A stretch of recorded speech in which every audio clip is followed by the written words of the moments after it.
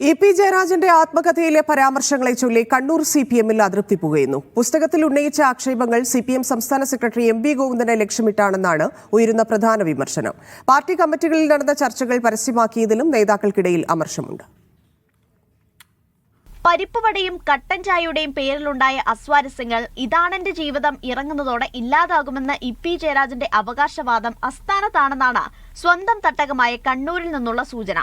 വൈദേകം റിസോർട്ടിന്റെ പേരിൽ ആത്മകഥയിൽ സൂചിപ്പിച്ച കാര്യങ്ങൾ സംസ്ഥാന സെക്രട്ടറി M.V. ഗോവിന്ദനെ ഉന്നമിട്ടാണെന്നാണ് ഉയരുന്ന പ്രധാന വിമർശനം. സംസ്ഥാന കമ്മിറ്റിയിൽ പി. ജയരാജൻ ഉന്നയിച്ച ആക്ഷേപത്തിന്റെ പേരിലുണ്ടായ വിവാദത്തിൽ സംസ്ഥാന നേതൃത്വം വിശദീകരിക്കാത്തത് തന്നെ വേട്ടയാടാൻ ഇടവരുത്തിയെന്നാണ് ഇ.പി. കുറിച്ചത്. വിവാദങ്ങൾക്ക് വഴിവെച്ച ആക്ഷേപം ഉന്നയിച്ച ആളെ ഒഴിവാക്കി നേതൃത്വത്തിനെതിരെ വിമർശനം ഉന്നയിച്ചത് M.V. ഗോവിന്ദനോടുള്ള ഇ.പി.യുടെ നേരത്തെയുള്ള നീരസത്തിന്റെ ഭാഗമാണെന്നാണ് വിലയിരുത്തൽ. വൈദികവുമായി ബന്ധപ്പെട്ട പരാമർശങ്ങൾക്ക് പുറമെ LDF കൺവീനർ സ്ഥാനത്ത് നിന്ന് മാറ്റിയതിലുള്ള പ്രയാസം കേന്ദ്ര കമ്മിറ്റിയെ അറിയിച്ചിരുന്നുവെന്ന പുസ്തകത്തിലെ പരാമർശത്തിലും നേതാക്കൾക്കിടയിൽ അമർഷമുണ്ട്.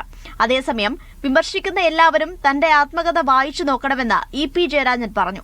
ആ പുസ്തകം എല്ലാവരും വായിക്കട്ടെ. വായിച്ചു കഴിഞ്ഞാൽ അത് സംബന്ധിച്ചുള്ള അഭിപ്രായങ്ങൾ കേൾക്കാൻ, ഇനി എന്തെങ്കിലും കാര്യങ്ങൾ നിങ്ങൾക്ക് ഇനിയും അതിൽ പറഞ്ഞ കാര്യം മനസ്സിലാക്കാനുണ്ടെങ്കിൽ അതിനുവേണ്ടി ഞാൻ പ്രത്യേകമായിട്ട് തന്നെ കണ്ണൂരിലൊരു പരിപാടി സംഘടിപ്പിക്കുന്നുണ്ട്.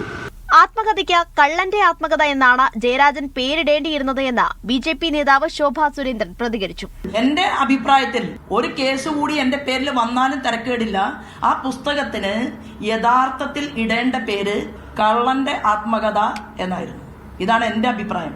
കണ്ണൂർ ടൗൺ സ്ക്വയറിൽ നടന്ന പുസ്തക പ്രകാശന ചടങ്ങ് സംബന്ധിച്ചും അണികൾക്കിടയിൽ വിമർശനമുണ്ട്. മീഡിയ 1 കണ്ണൂർ.